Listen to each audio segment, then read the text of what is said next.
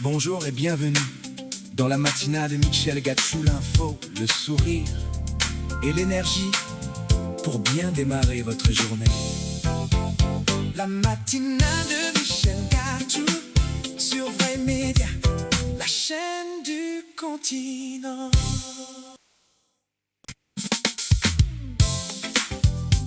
Bonjour et bienvenue dans la matinale de Michel Gachou, l'info, le sourire et l'énergie pour bien démarrer votre journée. La matinale de Michel Gachou sur Vrai Média, la chaîne du continent.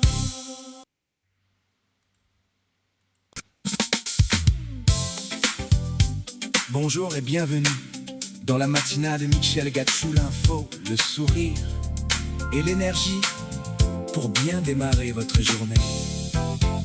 La matinale de Michel Gachou sur Vrai Média, la chaîne du continent.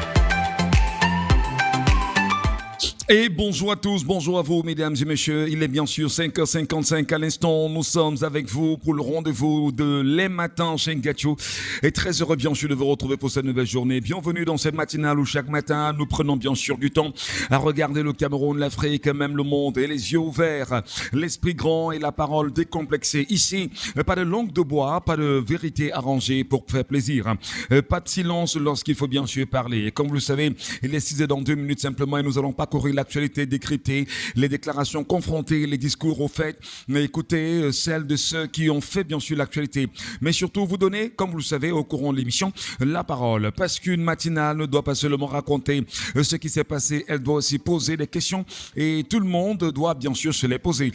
Pourquoi faut-il le rappeler, mais comment encore aussi, mais qui est responsable? Là encore c'est des questions et surtout que faisons-nous maintenant? Dans quelques instants seulement nous serons un tour dans le monde mesdames et messieurs, puis viendra la chronique politique de ce matin, bien sûr, avant de passer à quelques décryptages sur 2 déclarations, ou même à l'inverse aussi, pourquoi pas. Lorsqu'il serait bien suffisant de passer 30 minutes à rentrer dans la revue décalée, parce qu'on peut bien sûr parler sérieusement de l'actualité, sans toutefois se rendre un peu plus de sérieux. Qu'est-ce que les tableaux que l'on vous présente à travers la presse ce matin cachent en arrière-plan? Oui, derrière les rideaux, qu'est-ce qu'il y a? À 6h passé 55 minutes, de 45 minutes, médias et vérité, ce que les médias disent, ce qu'ils ne disent pas et ce que les faits nous permettent bien sûr de réellement établir. À cette heure, nous nous intéresserons bien sûr à la grève des transporteurs au Cameroun. Que réclament-ils exactement? Quelles sont les revendications de ces derniers? Et surtout, qui doit bien sûr répondre à leurs désirata? À 8 heures, nous verrons le dossier particulier autour de la santé du genou d'un homme âgé. Et bien sûr, avec l'éclairage d'un espèce. Et tout se passe bien ce matin. Auquel cas, on verra comment avancer. Mais nous reviendrons également sur l'affaire de la Sosucam. Eh bien, si tout se passe bien ce matin, on aura aussi quelqu'un avec nous en ligne pour en parler. À 9h10, nous recevons Anthony Yaoké et l'artiviste camerounais. Il est bien sûr là-bas dans le Nord Cameroun. Et à 10h, nous poserons bien sûr des questions qui dépassent largement le fait de l'actualité. L'usure du temps en démocratie est-elle devenue la plaie politique au Cameroun? Faut-il continuer à penser, bien sûr, la politique au Cameroun avec les mêmes recettes, les mêmes réflexes et les mêmes armes? Nous en parlerons tout à l'heure. Madame, messieurs, merci à vous, merci à tous de nous retrouver. Nous commençons bien cette matinale. Oui, à l'instant, avec quelque chose d'extrêmement puissant. et des moments particuliers. Mesdames, Messieurs, merci de tendre l'oreille. Voici l'essentiel d'un tour dans le monde. Comment le monde s'est réveillé aujourd'hui? Qu'est-ce que le monde nous offre en termes d'actualité? Merci de nous rejoindre. Merci à vous de bien vous asseoir.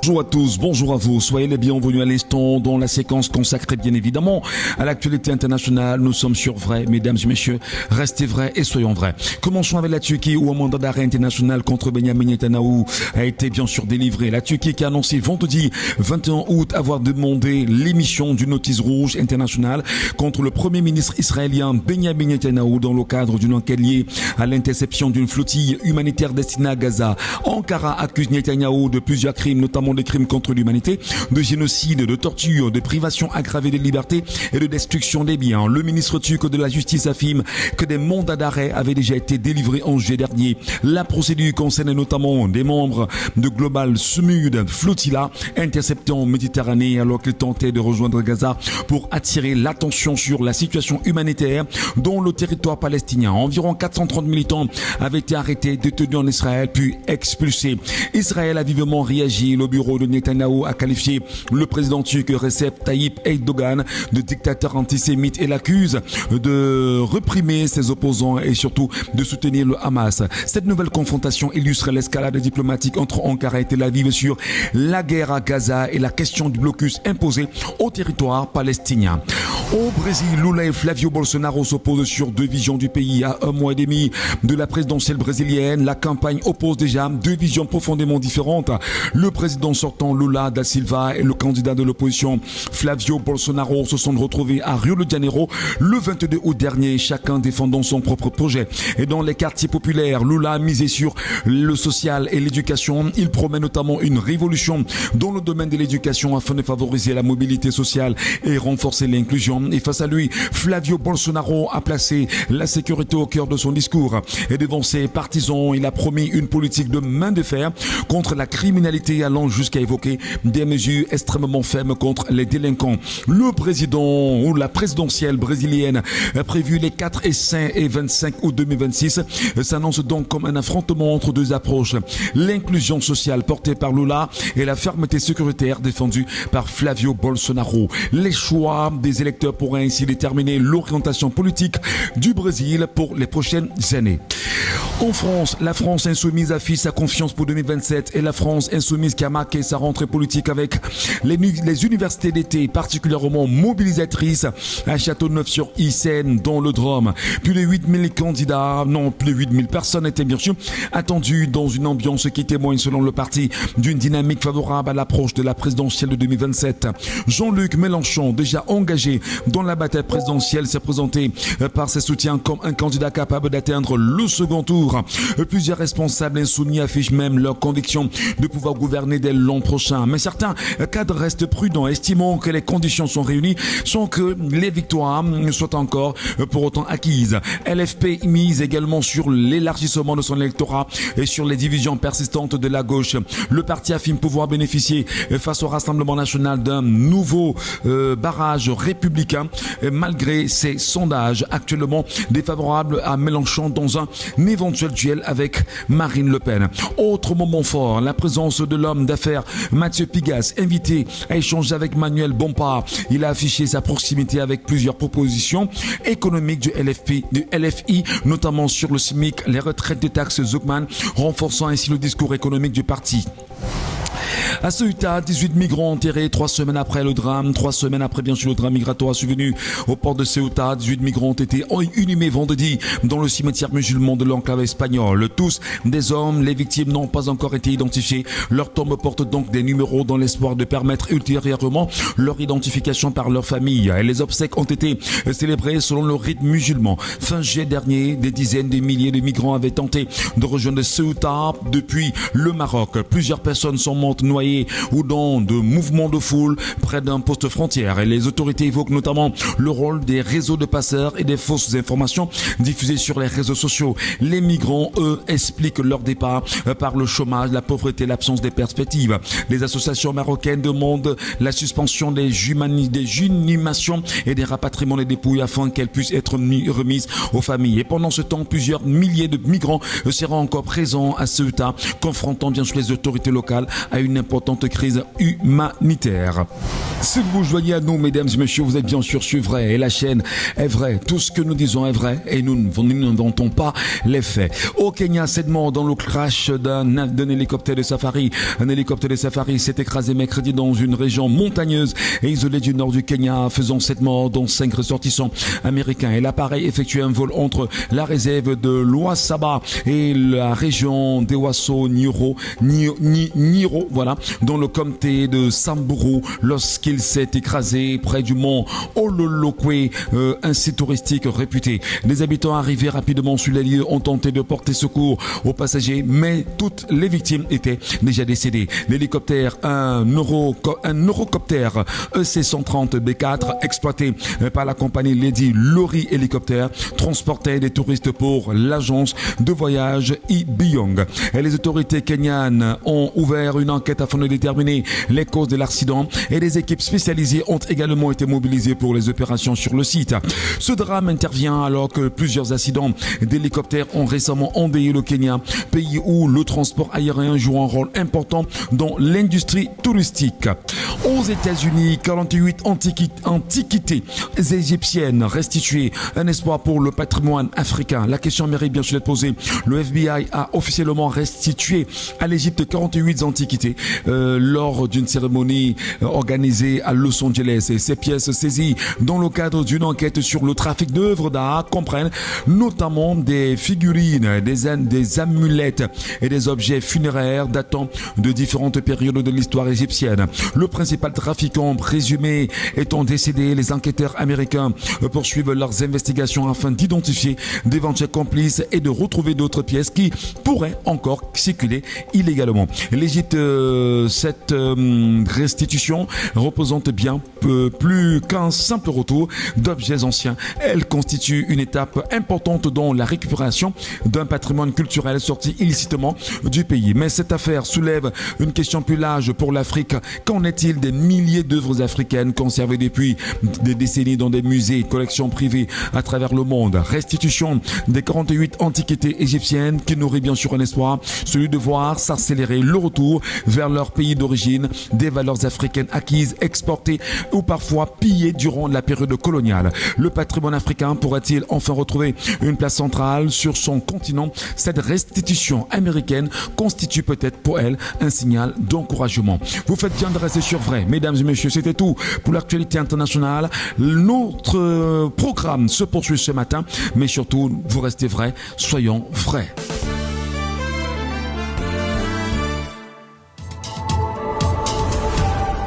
Bienvenue à vous, bienvenue à tous, mesdames et messieurs. En quelques mots, voici l'actualité nationale au Cameroun. Les transporteurs routiers entrent en grève. Les transporteurs routiers, bien sûr, camerounais, sont en grève depuis ce lundi 24 août 2026.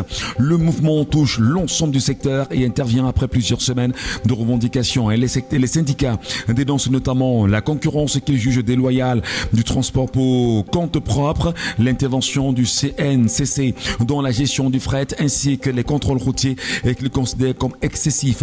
Ils protestent également contre les tracasseries administratives, les amendes, les péages et sur les routes dégradées et les mauvaises conditions de travail. Les transporteurs réclament un meilleur encadrement des contrôles, l'application de la convention collective à tous les salariés et l'amélioration des conditions d'accueil des chauffeurs dans les ports et les plateformes logistiques. Face à cette mobilisation, le ministre des Transports Jean-Ernest Massenanga convoque les syndicats à une concertation à Yaoundé. Il l'a fait hier pour tenter de trouver une issue à la crise. Et cette grève risque bien sûr de perturber fortement la circulation, le transport des marchandises et l'approvisionnement de plusieurs régions dans le Cameroun. Nous parlons cette fois-ci de 7 morts dans un accident sur la route Edea Douala. Un grave accident de la circulation a fait 7 morts et 10 blessés ce dimanche 23 août 2026 sur la nationale numéro 3 à Sikoum entre Douala et Edea. Le drame s'est produit après une collision frontale entre un car de transport interurbain et un camion Ben. Le car transportant des habitants du même quartier de Douala qui revenaient de Bafia après avoir assisté à des obsèques. Et selon les premières informations, le conducteur du car aurait perdu le contrôle après s'être endormi au volant. Le véhicule aurait dévié de sa trajectoire avant de percuter violemment le camion arrivant en sens inverse. Les 7 victimes qui se trouvaient tous dans le car, les 10 blessés ont été évacués vers les établissements sanitaires pour recevoir des soins. Le ministre des Transports, Jean-Ernest Gallet-Bibé, s'est rendu à Edea après l'accident et a visité les blessés hospitalisés. Ce nouveau drame relance une fois de plus la question de la sécurité routière sur les axes très fréquentés au Cameroun.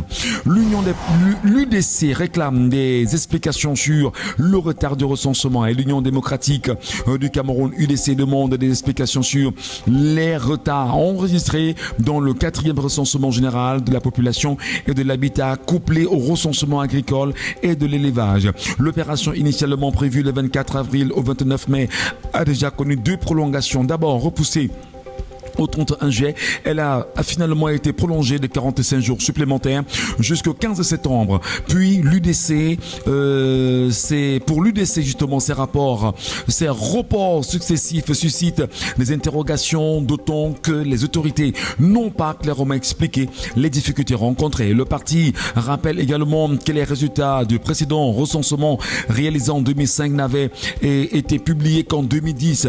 Il compare cette situation à celle de la Côte d'Ivoire qui avait réalisé son recensement en quelques semaines en 2021. L'UDC demande donc le paiement intégral des agents recenseurs, l'installation des points fixes dans des quartiers pour les personnes non recensées et surtout la publication d'un calendrier précis permettant de suivre l'évolution de l'opération. Pour le parti, la transparence et la fiabilité du recensement sont essentielles pour disposer des données crédibles pour la population et mieux planifier le développement du Cameroun. À Douala, Dioga Palace sommet de libérer un terrain de l'ex-Régifacam. La société hôtelière Dioga Palace est sommée de libérer les 48 hectares d'un terrain de plus d'1 hectare appartenant à l'ancien patrimoine de la Régifacam à Douala. Cette décision découle d'une ordonnance rendue le 23 juillet 2026 par le tribunal de première instance de Douala Bonanjo. Et le commandement à libérer les lieux a été officiellement signifié à l'hôtel le 21 août par un huissier de justice. Et le terrain concerné d'une superficie de plus d'1 hectare est enregistré sous un titre foncier. Il fait partie des actifs résiduels gérés par le cabinet Conseil Atout chargé de leur sauvegarde et de leur recouvrement. Et selon la décision judiciaire, Dioga Palace doit libérer les lieux sous 48 heures. À défaut, une expulsion forcée pourra être exécutée conformément à l'ordonnance. Cette affaire relance le débat sur la gestion et la récupération des anciens patrimoines publics, notamment ceux issus du patrimoine d'État est liquidé. Et la procédure entre désormais dans une phase d'exécution, laissant Dioga Palace sur le choix de se conformer à la décision d'engager justement les recours prévus par la loi au Cameroun.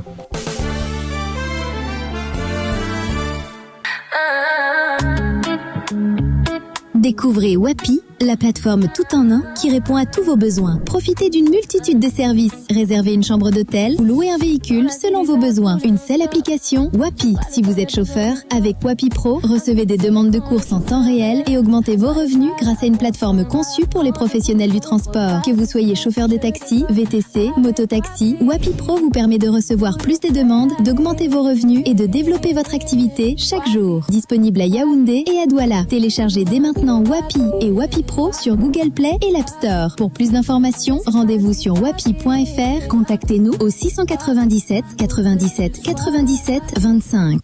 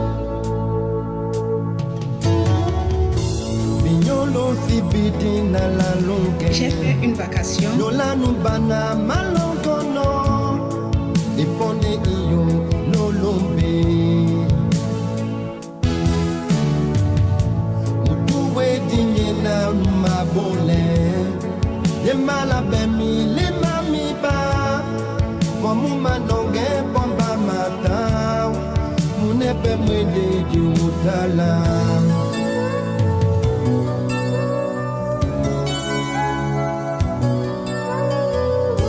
binyolo zibidi na lanonge nyola numbana malongono eponde iyo ilolombe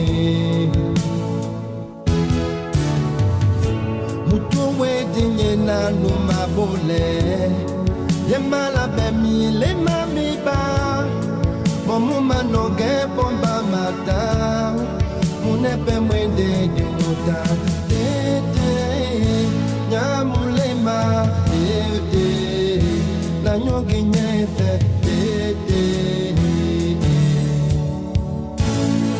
o mulema mampomba tete nyamulema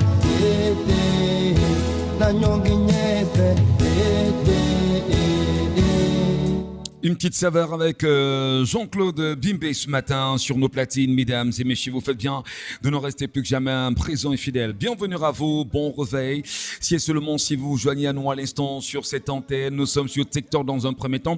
Et malheureusement, on a souhaité depuis pas mal de semaines être sur d'autres plateformes.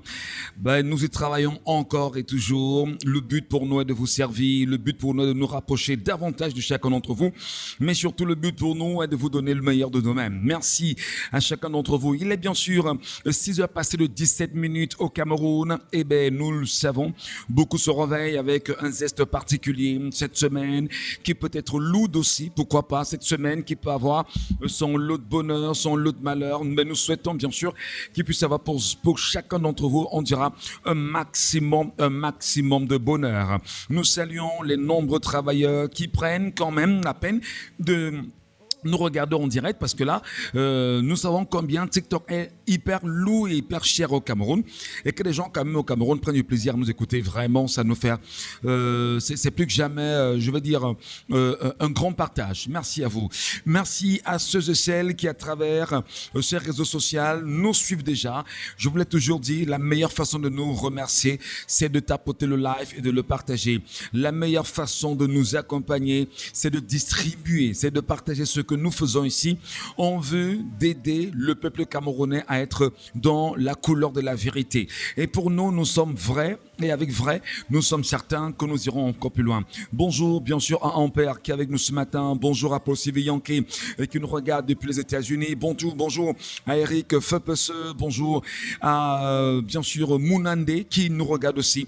Et bien sûr, oui, dans les jours qui vont suivre, hein, vraiment, on aurait souhaité ce matin être véritablement sur à la fois Facebook, TikTok et YouTube minimalement.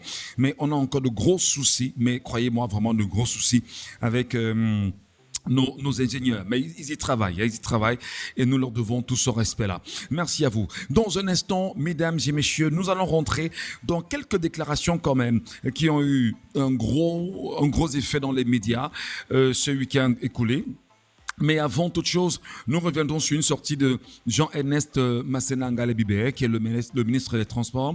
Après cet accident que nous avions connu sur l'axe lourd, malheureusement pas de l'axe lourd, hein, Yaoundé-Douala, qui au niveau de Sikoum a fait quand même 7 morts en plus.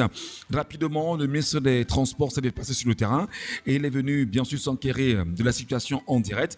Et nous allons tenter justement de l'écouter. Qu'est-ce que cela l'a inspiré et qu'est-ce qu'ils ont dit?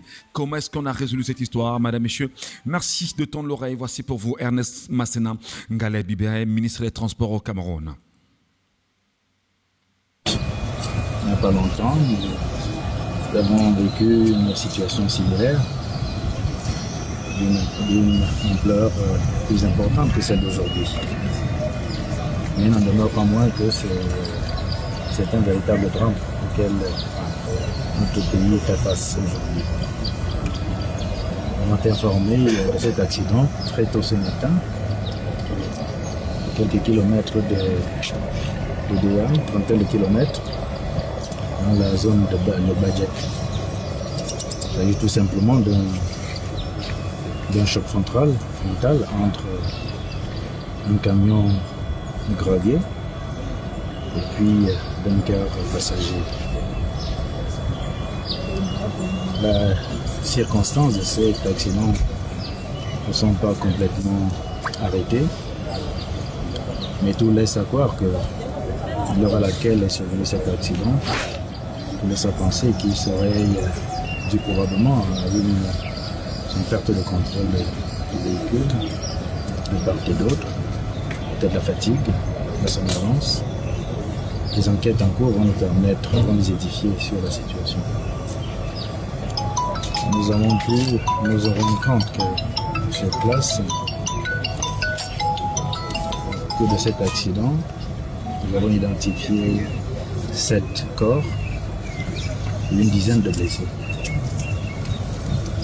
La dizaine de blessés a été immédiatement prise en charge par les services sanitaires de l'hôpital régional de Léa et les corps ont été transportés grâce à l'appui de la gendarmerie nationale qui a pu déplacer les 7 corps. Actuellement, les blessés 10 au total sont sous soins intensifs à l'hôpital régional de Léa. Les 7 corps ont été réceptionnés à la morgue. Je voudrais, au nom du gouvernement, adresser déjà une sincère condoléance aux familles et ceux qui peuvent aider et souhaiter un prompt rétablissement aux blessés. C'est l'occasion pour moi de remercier vraiment la promptitude avec laquelle les forces de maintien de l'ordre, la gendarmerie en l'occurrence, se sont déployées sur le terrain. Grâce à leur intervention, nous avons pu libérer la route, la chaussée d'une part, mais également accompagner les blessés. Apprécier également la disponibilité et la diligence dont ont fait preuve les médecins de l'hôpital régional de Léa pour la prise en charge des blessés. Nous assistons une fois de plus à un accident sur une route. C'est l'occasion pour nous d'attirer l'attention une fois de plus sur les dégâts qui peuvent être occasionnés dans pareilles circonstances. Appeler les uns et les autres à plus de vigilance, de responsabilité pour que nos routes, ça fait un moment que nous n'avons pu assister à ce genre de situation.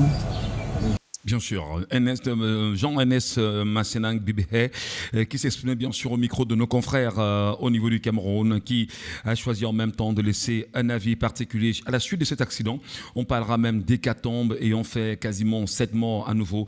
On l'explique et bien sûr ici comme étant des Camerounais du même quartier, voilà, qui revenaient d'un enterrement à Bafia. Et voilà, selon les premiers témoignages, le chauffeur du petit car qui les transportait, ses concitoyens de Bafia vers Douala, a dû s'endormir au volant et voilà, il a perdu bien sûr tout contrôle avant de se donner ce contact nez à nez avec le camion. Alors, nous allons peut-être profiter également ce matin pour transmettre à toutes les familles du Romain éprouvé toutes nos sincères condoléances, mais surtout leur dire combien il est important de garder la force, la foi et surtout dans ce moment, voilà, assez difficile pour chacune des familles. Merci à vous, mesdames et messieurs.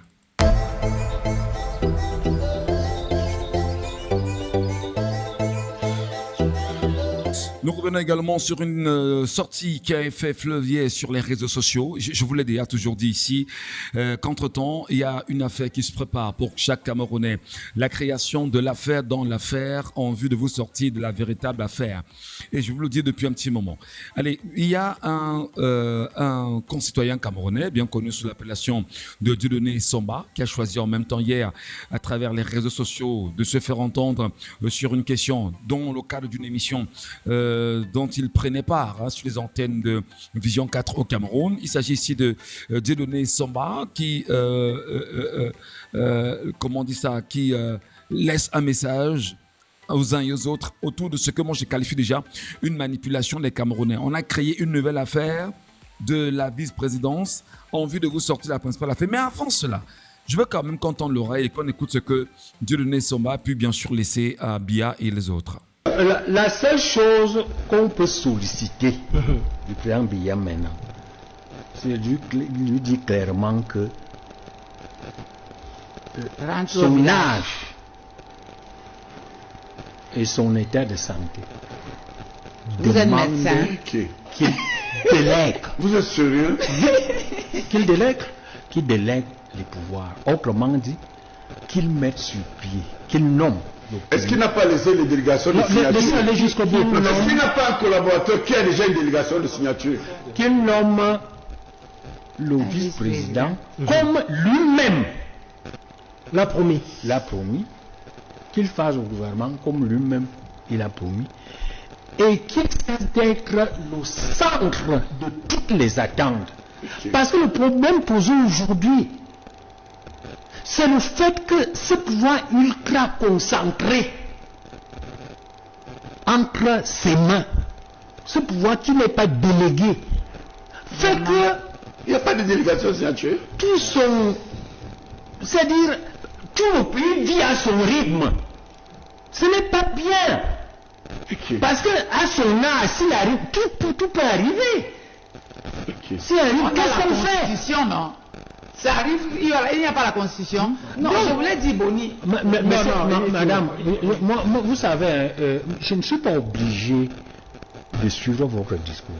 Hein? Suivez quoi? Je sais que nous sommes en Afrique centrale. Et nous savons qu'en Afrique centrale, le pouvoir, c'est un rapport de force.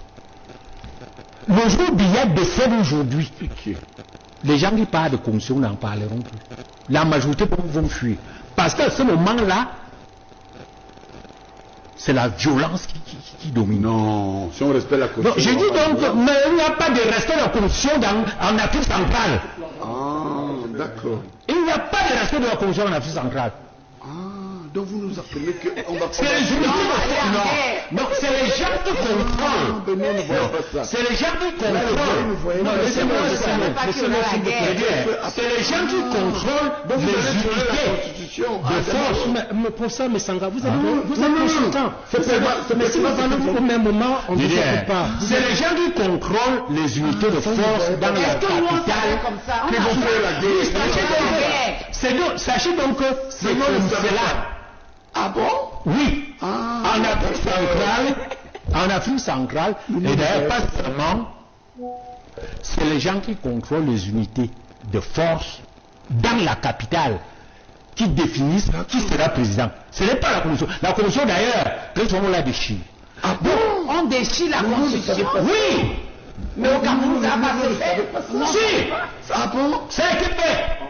Quand? Le 6 avril 84, ça a été fait. Ils ont tanké la commission. C'est-à-dire les gens prennent des armes et disent que la commission ne vaut plus rien. Donc, je dis... Oui, bien sûr. Vous ne le savez pas. On ne savait pas, moi je t'ai dit. Laissez aller jusqu'au bout. Mais J'ai dit donc, vous avez déchiré la vous empêcheront constitution. de parler, professeur Mesanga. mon ami, Ils vont vous empêcher de parler à votre tour de la parole. constitution, c'est des dispositions qui ne sont appliquées que si les gens qui sont là veulent. Mais s'ils ne veulent pas, les oblige.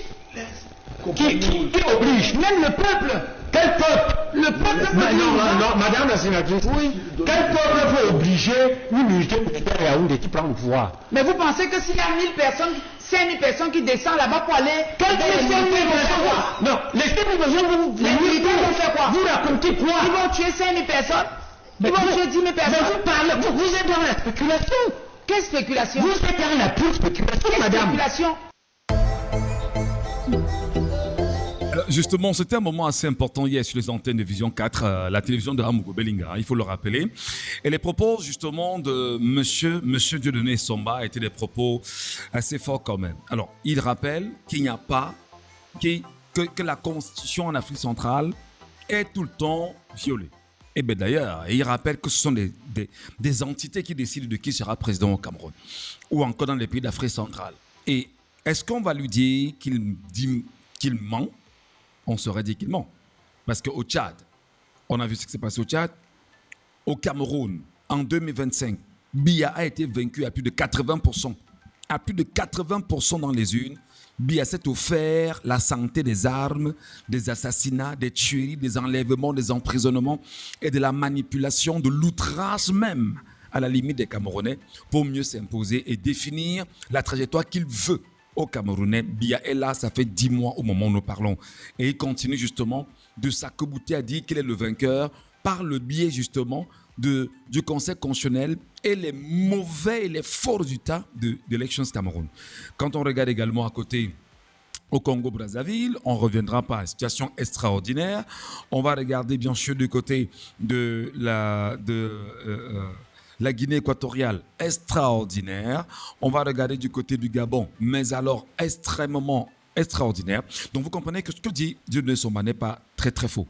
Mais ce qui est quand même curieux, c'est que dans son discours, il y en a question, il y a la sénatrice, hein, Madame Pouné, j'espère que je prononce bien son nom, qui dit que des gens peuvent descendre. Alors, moi, ça m'a tiqué quand même. Je me suis dit, depuis quand une sénatrice RDPC pourrait appeler des gens à descendre dans la rue en vue de se faire comprendre, en vue de s'imposer et surtout en vue de démontrer l'importance de ces derniers à demander ce qu'il faut faire. C'est-à-dire qu'elle parle quand même, elle vous dit, mais vous croyez que si 5000 personnes descendent, est-ce qu'ils pourront tuer? Donc voilà donc un appel d'une dame du Rassemblement démocratique du peuple camerounais, parti vaincu, dont elle est justement dans cette formation politique, mais qui glisse subtilement, peut-être inconsciemment, lors d'un débat, et dit ici que oui, des gens peuvent descendre. Si 5000 personnes descendent, est-ce qu'on pourra les tuer? C'est un appel aussi aux Camerounais. On a dit que, vous savez, Dieu parle dans des détails. Et ce détail-là aussi, c'est clair que lorsque le RDPC vient déjà rappeler aux Camerounais qu'ils peuvent bien sûr trouver le moyen de se faire entendre, de se faire comprendre par ce canal-là, c'est hyper intéressant vraiment de prendre cela avec beaucoup de pincettes. Je pense qu'au courant de la journée, on va faire des traitements là-dessus. On va même traiter justement les postures de Madame Pouné, le sénatrice RDPC, et on va tenter véritablement de démêler le vrai du faux. Je compte sur vous. Allez, mesdames et messieurs, dans un instant, nous allons passer à l'essentiel avec l'actualité. On dira la revue de la presse très décalée. Comment est-ce qu'elle se présente au Camerounais ce matin? Merci à vous de rester des nôtres et surtout merci à vous de tapoter et de partager.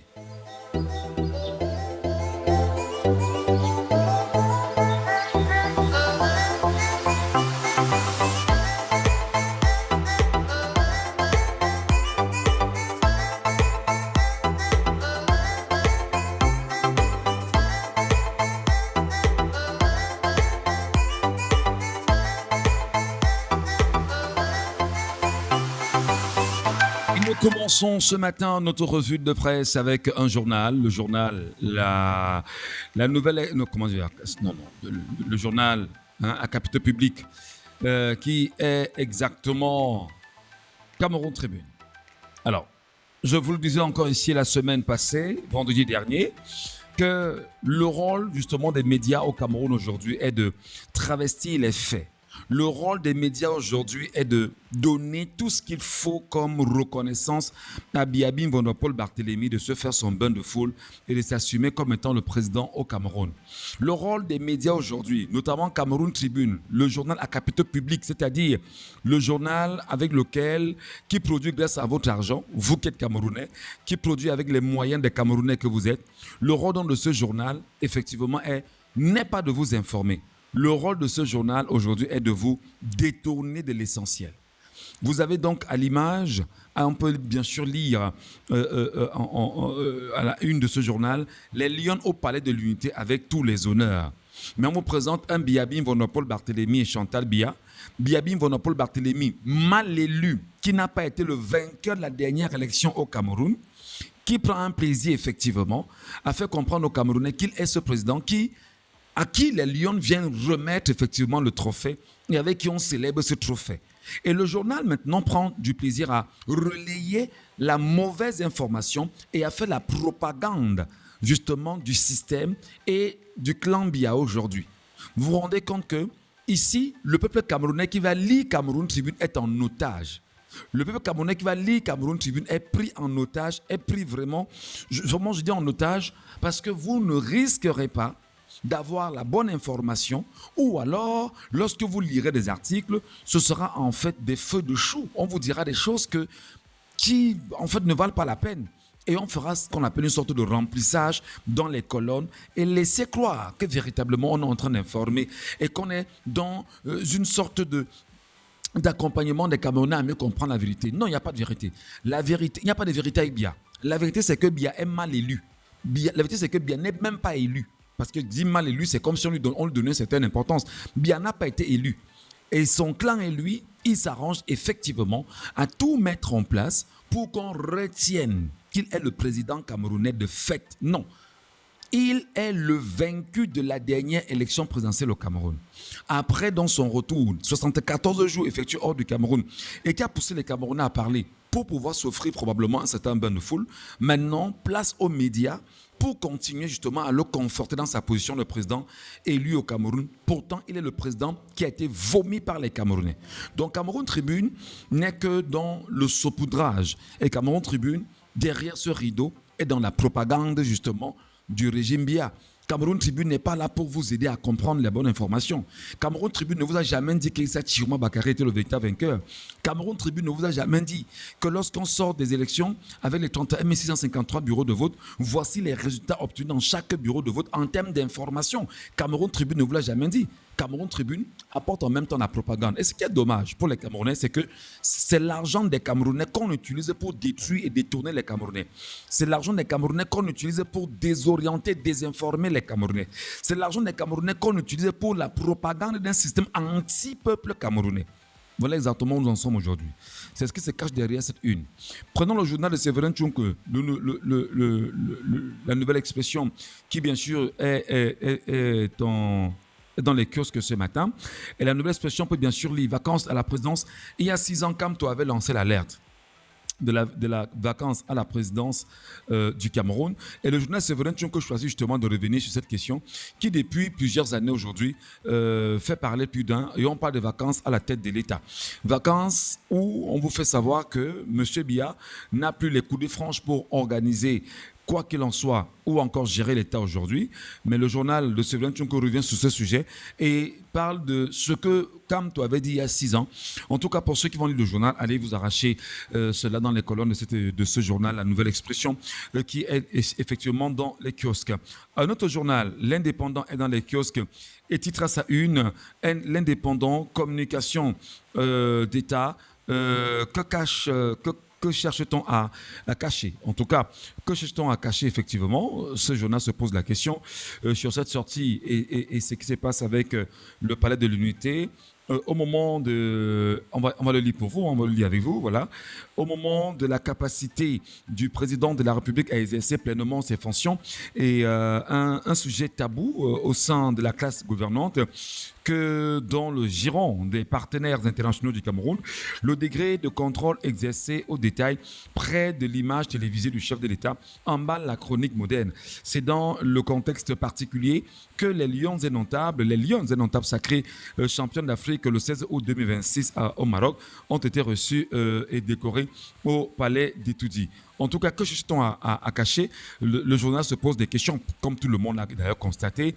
Ce week-end, lorsque nous regardions les images, parce que tous les Camerounais étaient centrés devant les images de la chaîne publique nationale, et je n'ai pas dit privée, la chaîne publique, qui se veut nationale et non internationale, entre autres. Alors, nous regardions et nous avions compris que les images ont été extrêmement censurées, les images ont été détournées, et que la CRTV a choisi de ne pas montrer et les démarches et les vraies postures de Biabin Vonopol Barthélémy aux concitoyens camerounais. Bon, maintenant, vous comprenez que ce qu'on essaie de cacher, c'est la vieillesse de Biya. Ce qu'on essaie de cacher, c'est effectivement ce que Biya, étant, n'est plus à même de diriger un pays. On essaie de vous ne pas donner du grand amour aux Camerounais. Et c'est justement ce qui peut bien se cacher derrière ce qui s'est passé. Alors, qu'est-ce qu'on essaie en même temps de cacher derrière le rôle de la CRTV? Ça me permet de revenir rapidement et vous dire tout comme Cameroun Tribune, qui est dans la désinformation, dans la propagande et dans la désorientation des Camerounais à lire la bonne information, la CRTV TV, effectivement, est dans la propagande et dans la conservation des Camerounais dans un autre narratif. Le narratif du discours, de ce qui s'est passé avec Biya, qu'est-ce qu'on essaie de cacher? Et à force de chercher ce qu'on essaie de cacher, les Camerounais risqueront de s'oublier dans qu'est-ce qu'on veut cacher. Nous voulons savoir ce qu'on cache. Qu'est-ce qu'il y a derrière? Qu'est-ce qu'on ne nous dit pas? Pourtant, ils savent ce qui se cache et on entretient ainsi le peuple camerounais avec un sujet inutile. Et ce sujet inutile donne de la place à un acteur politique inutile, Biabim Vonopole Barthélémy. Et cette question permanente autour de l'acteur politique inutile, Biabim Vonopole Barthélémy, donne aux Camerounais de continuer à parler d'un homme qui est inexistant, mais qui risque d'avoir de l'existence auprès des Camerounais parce que nous parlons de lui. Donc, ce sont des techniques de communication aujourd'hui. Ce sont des méthodes mises en place qui visent en même temps à amener les Camerounais à plus que jamais donner leur parole, leur temps, leur discours et à parler de quelqu'un qui n'est pas important. Plus vous parlez de la personne, plus elle a de l'importance et elle prend de la place dans vos vies. Moins vous en parlez, moins elle est importante. Voilà en fait ce qui se passe. Donc, les journaux aujourd'hui sont effectivement dans leur rôle et si les Camerounais peuvent bien comprendre ce qui se cache derrière ce type de tableau, ça nous plaira. Mais voilà, notre mission c'est de vous informer, c'est de vous éduquer en même temps et c'est de vous dire ce qui est vrai. Parce qu'ici nous sommes sur vrai. Et sur vrai on ne ment pas. Sur vrai on est, mais alors complètement sérieux. Merci à vous mesdames et messieurs.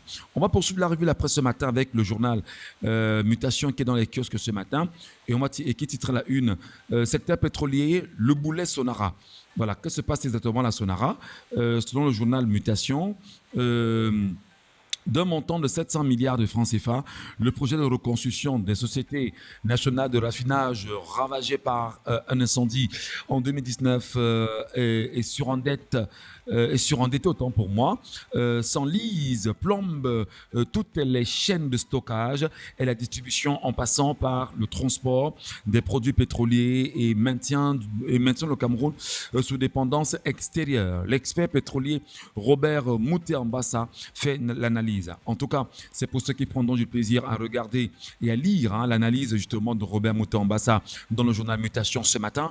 Vous vous rendez compte, permettez-moi, vous vous rendez compte que dans le journal, on pourra revenir probablement sur le fait qu'aujourd'hui, la Sonara est un secteur qui ne permet pas à l'État du Cameroun d'avoir des rentes, des revenus. La Sonara est un secteur dans lequel l'État du Cameroun injecte de l'argent depuis 2019. Et qu'est-ce qui se passe? Selon des experts, en même temps, on a réalisé que l'argent qui permettait de subventionner le pétrole camerounais en une année est l'argent qui permettait justement de remettre la Sonara à jour. Je redis, l'argent qui permettait bien sûr, qui permet à l'État du Cameroun de subventionner le pétrole en une année est l'argent qui permet justement de remettre la Sonara à jour, de permettre aux Camerounais d'avoir un pétrole camerounais et un carburant camerounais avec des prix les plus bas. Alors, qu'est-ce qui se passe? La mafia, au sein bien sûr de l'État du Cameroun, a choisi de parler de la subvention du pétrole camerounais, de l'exportation du pétrole camerounais et même de l'augmentation du coût du pétrole camerounais sur le marché national ou local. On vous fait savoir que le pétrole coûte 250 francs. Parfois moins de 250 francs sur le marché international, mais est revendu aux Camerounais pour le carburant simplement à plus de 800 francs CFA et à plus de 1000 francs pour certains. Alors, réalisez, on vous fait savoir que non, il y a des taxes qui rentrent en interne, il y a le transport, etc.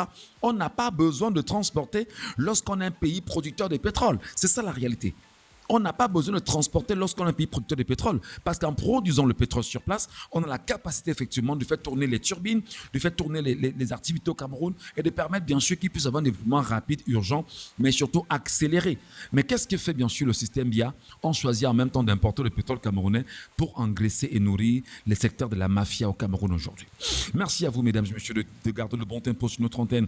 Nous poursuivons bien sûr cette revue de la presse ce matin avec d'autres journaux qui sont dans les kiosques pour vous, Camerounais, qui allez prendre du plaisir à certainement les lire ce matin.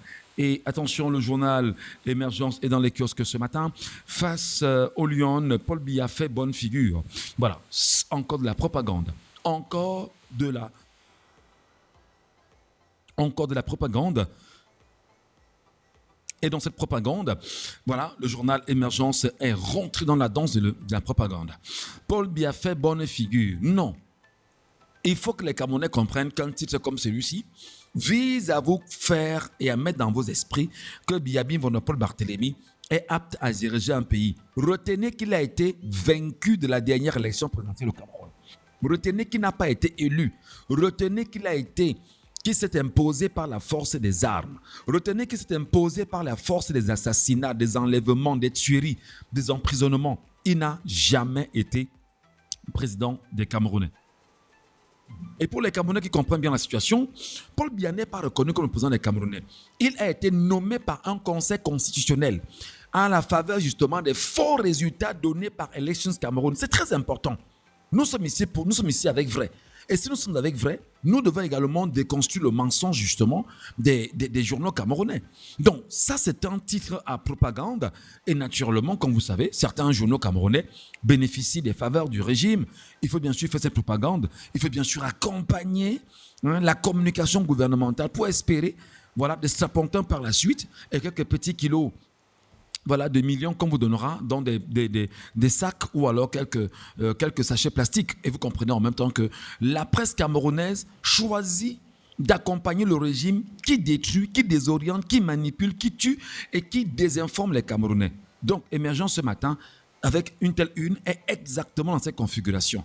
Paul Biya fait bonne figure. 93 ans, avec le maquillage sur le visage, avec le make-up qu'on lui a fait sur le visage, il fait bonne figure.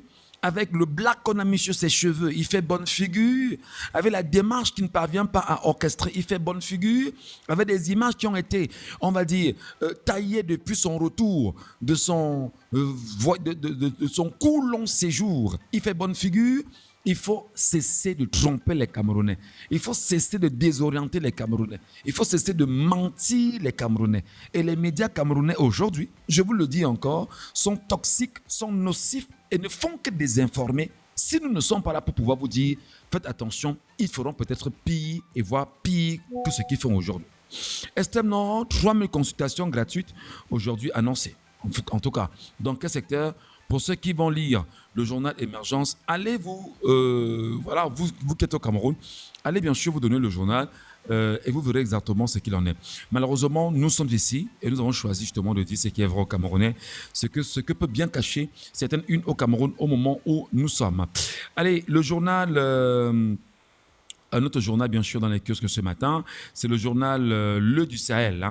Le du Sahel qui parle de Logon et Chari et qui titre « Le prophète traque les faux chefs traditionnels ».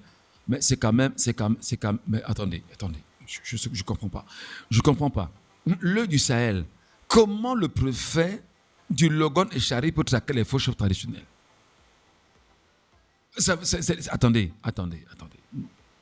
on a envie de comprendre. On va comprendre. C'est une pour nous amuser, parce que ces jours-ci, vraiment, en ce qui me concerne, même si je ne suis pas là pour donner les bons points et les mauvais points, c'est quel type de une ça, le du Sahel? C'est quel type de sortie ça, le du Sahel? C'est quoi cette réalité, le du Sahel? Qu'est-ce que vous essayez de donner aux Camerounais à consommer? Le prophète traque les faux chefs traditionnels. Est-ce qu'il n'y a pas une loi au Cameroun qui encadre les chefferies traditionnelles? Est-ce qu'il n'y a pas une carte des chefs traditionnels au Cameroun? Est-ce qu'au niveau de l'administration territoriale, ce n'est pas reconnu? Qui sont dans ces faux chefs traditionnels aujourd'hui? Est-ce qu'il n'y a pas des antériorités traditionnelles, civilisationnelles au niveau de Logon et Chari? Qu'est-ce que cela peut bien cacher? Qu'est-ce que vous voulez bien donner aux Camerounais comme contenu, comme information? Qui sont dans les faux chefs traditionnels? Depuis donc que ce préfet est dans le Logon et Chari, ne connaissait-il pas qu'il y aurait de faux chefs traditionnels? Pourquoi ce n'est que maintenant qu'on vient nous enfumer avec un sujet à la con? Moi, je me pose la question. Attention, le du Sahel de Guiba Gatama, vraiment ces derniers jours, nous vous avons donné des petits points quand même en vous disant que vous étiez dans l'information. Si vous rentrez dans le divertissement, nous on dira aux Camerounais que ça c'est du divertissement. On ne s'en cachera pas. On ne s'en cachera pas. N'en déplaise à quiconque. Vraiment. Voilà. Je vous l'ai toujours dit, il y a des journaux qui sont là pour informer. D'autres également sont là pour divertir. Même si ça fait partie justement des missions régaliennes de tout journal ou de tout journaliste.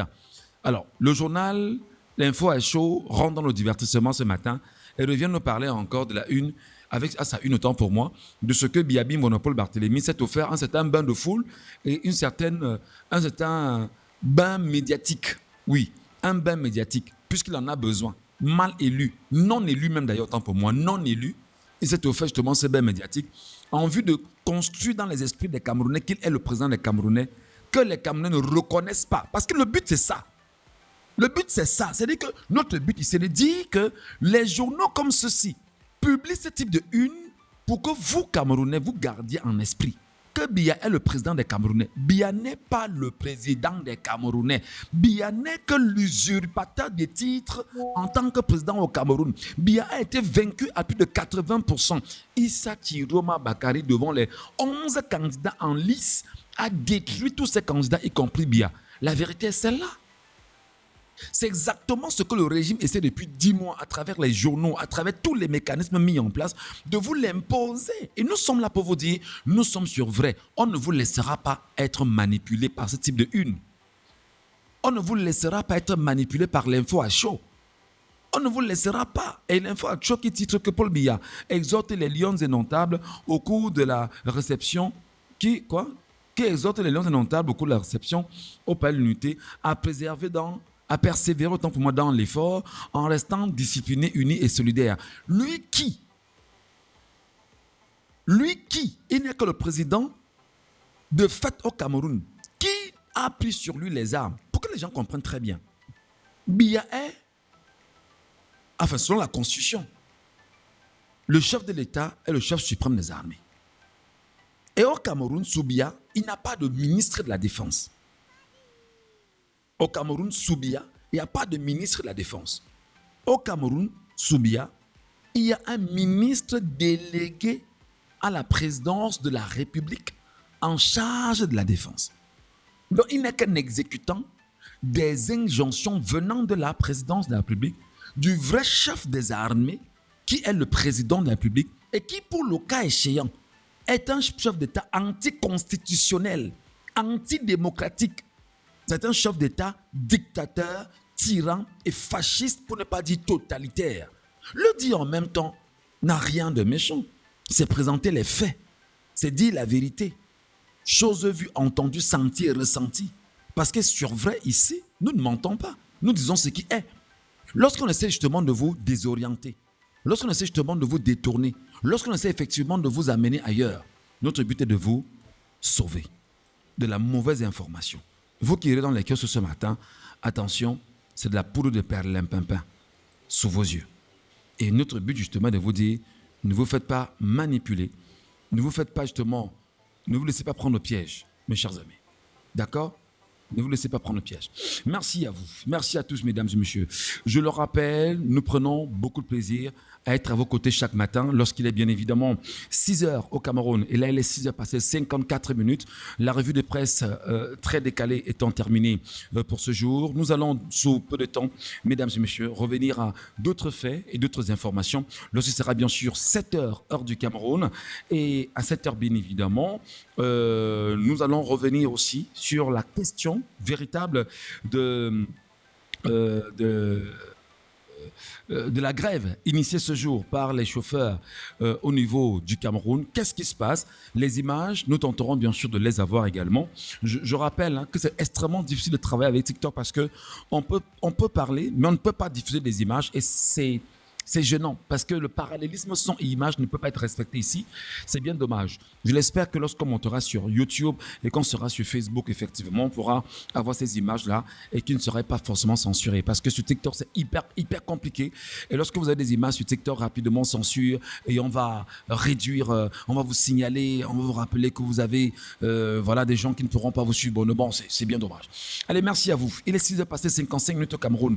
Tapotez le live et vous le partagez, mesdames et messieurs. À 7 heures, on se reparlera bonnement et fièrement.